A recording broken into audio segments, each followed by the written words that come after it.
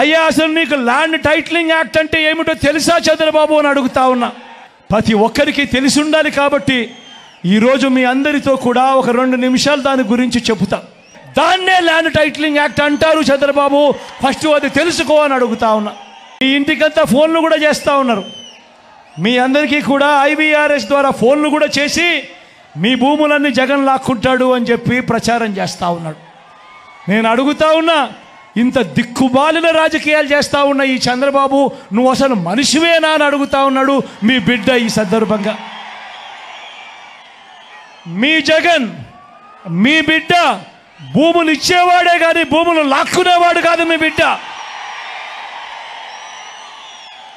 అసలు చంద్రబాబు నాయుడు అడుగుతా ఉన్నా, అయ్యా అసలు నీకు ల్యాండ్ టైటిలింగ్ యాక్ట్ అంటే ఏమిటో తెలుసా చంద్రబాబు అని అడుగుతా ఉన్నా.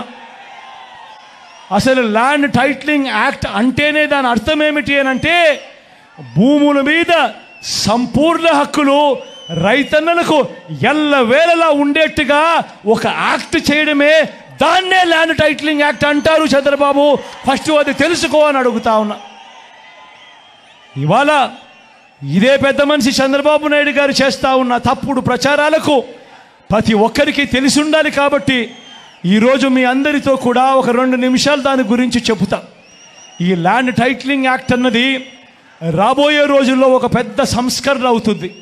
ఎందుకంటే ఈరోజు ఏ భూమి ఎక్కడ కొనాలనుకున్నా కూడా ఆ భూములన్నిటిలో కూడా ఈరోజు వివాదాలు ఉన్నాయి.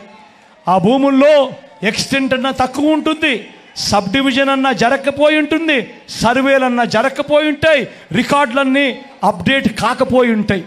వీటి అన్నిటి వల్ల భూ వివాదాలు పెరిగి ఇవాళ రైతన్నలు ప్రజలు అందరూ కూడా కోర్టుల చుట్టూ తిరిగే కార్యక్రమం, అధికారుల చుట్టూ తిరిగే కార్యక్రమం జరుగుతూ ఉంది. మీ బిడ్డ రాబోయే రోజుల్లో చేయాలనుకునే సంస్కరణ ఏమిటి అంటే, ఏ రైతన్నా కూడా ఏ ఒక్కరైనా కూడా వాళ్ళ భూముల కోసము ఎవరి చుట్టూ తిరగాల్సిన పని ఉండకూడదు.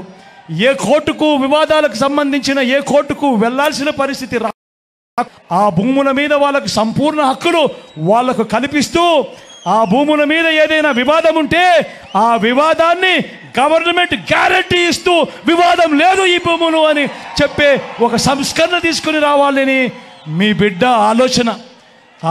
మీ బిడ్డ ఆలోచన ఆ భూముల మీద ఏదైనా వివాదం ఉంటే ఆ వివాదానికి ఏకంగా ఇన్సూరెన్స్ కూడా చేసి ఎటువంటి వివాదము కూడా ఉండకుండా చూడాలి అనేదే మీ బిడ్డ. టైటిల్ ఇన్సూరెన్స్ కూడా చేసి ఎటువంటి వివాదము లేని టైటిల్స్ ప్రతి ఒక్కరి దగ్గర ఉండాలి అనేదే మీ బిడ్డ లక్ష్యం. కానీ ఇది జరగాలి అని అంటే మొట్టమొదటిగా జరగాల్సింది ఏమిటంటే, రాష్ట్ర వ్యాప్తంగా జరుగుతూ ఉన్న సర్వే పూర్తి కావాలి. 100 సంవత్సరాల తర్వాత అప్పుడెప్పుడో బ్రిటిషర్లు సర్వే చేశారు. దాని తర్వాత ఈ దేశంలో కానీ ఈ రాష్ట్రంలో కానీ సర్వేలు మళ్ళీ చేసే పరిస్థితి లేదు.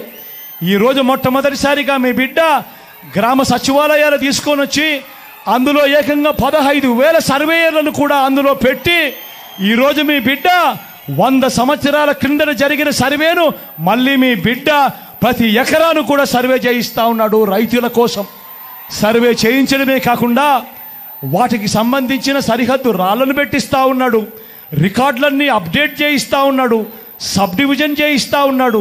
చేసి ఆ రైతన్నలకే హక్కు పత్రాలను ఎక్కడికి పోకుండా పదిలంగా రైతన్నలకు అందేట్టుగా చేస్తూ ఉన్నాడు మీ బిడ్డ. ఇవన్నీ కూడా పూర్తయిపోయిన తర్వాత కానీ రాష్ట్రంలో 17,000కు సంబంధించిన రెవెన్యూ గ్రామాలుంటే ఇప్పటిదాకా 6,000 రెవెన్యూ గ్రామాలు మాత్రమే పూర్తయ్యాయి. రాబోయే 1.5-2 సంవత్సరాలలో పూర్తిగా 17,000 గ్రామాల సర్వే కూడా పూర్తయిపోతుంది.